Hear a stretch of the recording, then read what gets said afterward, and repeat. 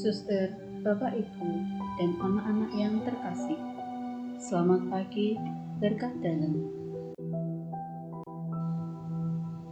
Marilah kita awali renungan kita dengan berdoa.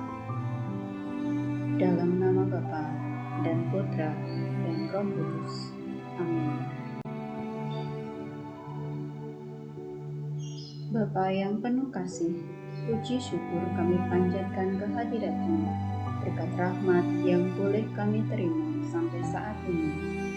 Bukakanlah pintu hati kami, agar kami lebih dapat mampu mendekatkan diri dan memuji-Mu sepanjang waktu.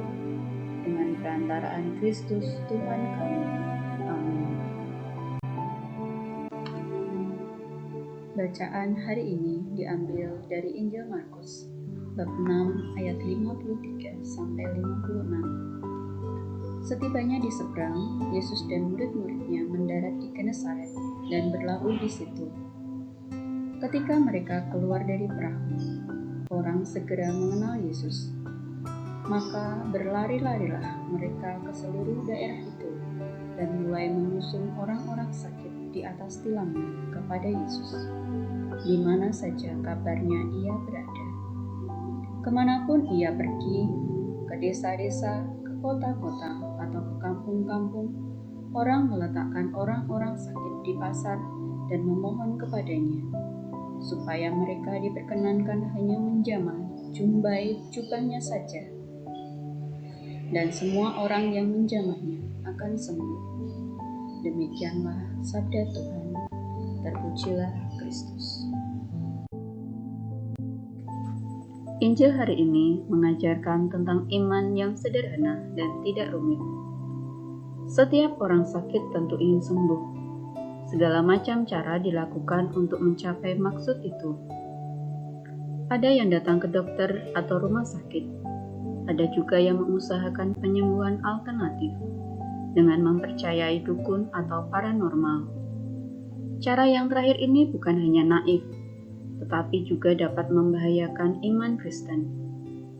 Sebagai orang Kristen, seharusnya kita meyakini bahwa Tuhan Yesus dapat menyembuhkan penyakit. Melalui firman Tuhan yang kita baca saat ini, kita melihat bahwa Tuhan Yesus datang ke Genesaret. Rupanya orang Genesaret telah mengenal Yesus. Dengan berbondong-bondong, mereka datang pada Yesus membawa orang sakit. Kita melihat bahwa aspek iman dari orang yang ingin mendapat kesembuhan sangat menentukan. Mereka percaya bahwa hanya dengan menyentuh atau menjamah jumbai jubah Tuhan Yesus, mereka akan sembuh. Sederhana bukan? Meski demikian, iman mereka sangat kontras dengan iman murid-murid. Kita lihat bahwa saat itu tak ada pengajaran firman Tuhan, juga tidak ada mukjizat atau pengusiran setan, tetapi mereka percaya pada Yesus. Maka Yesus pun kemudian memberi kesembuhan pada mereka. Tidak semua orang memiliki iman sesederhana itu. Ada orang yang memiliki iman yang rumit, memikirkan banyak pertimbangan dan terlalu memakai logika dalam imannya kepada Tuhan. Bahkan ada juga yang berpikir, apakah Tuhan bersedia mendengar permohonan yang sederhana? Namun kisah ini mengajar kita bahwa iman sederhana seperti iman seorang anak adalah iman yang berkenan bagi Dia. Dengan penuh kasih, Yesus menyembuhkan banyak orang yang datang kepadanya. Inilah keselamatan nyata dari Allah. Semua orang yang datang dan menjamahnya disembuhkan. Kesembuhan yang diberikan Yesus lebih pada kesembuhan batin. Di zaman sekarang, banyak orang mencari kesembuhan dari berbagai penyakit jasmani maupun batin. Namun terkadang tidak sedikit yang keliru dan memakai cara yang menyesatkan, sehingga hasilnya pun semu. Kenyataan seperti ini justru menjauhkan kita dari iman kepada Tuhan.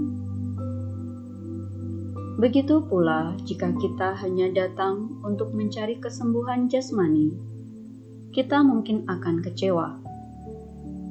Penyembuhan adalah hasil kepercayaan akan Tuhan yang mempunyai kuasa itu. Tuhan tentu tidak ingin hanya menjadi pembuat mukjizat, namun ingin membawa kita sampai pada keselamatan dan kebahagiaan abadi. Marilah kita tutup renungan hari ini dengan berdoa. Ya Bapa, kami bersyukur sebab dalam merenungkan sabda suci-Mu hari ini, Roh Kudus-Mu telah menuntun, membimbing, dan menghibur kami.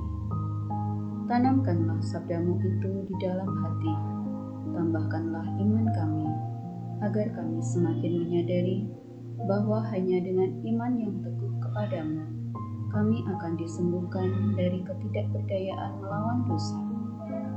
Semoga kami semakin menyadari tugas dan perutusan kami. Bantulah kami untuk senantiasa berusaha menjadi saluran berkat dan perpanjangan tangan kasih-Mu bagi semua orang yang merindukan pertolongan-Mu. Demi Kristus Tuhan dan pengantara kami. Amin.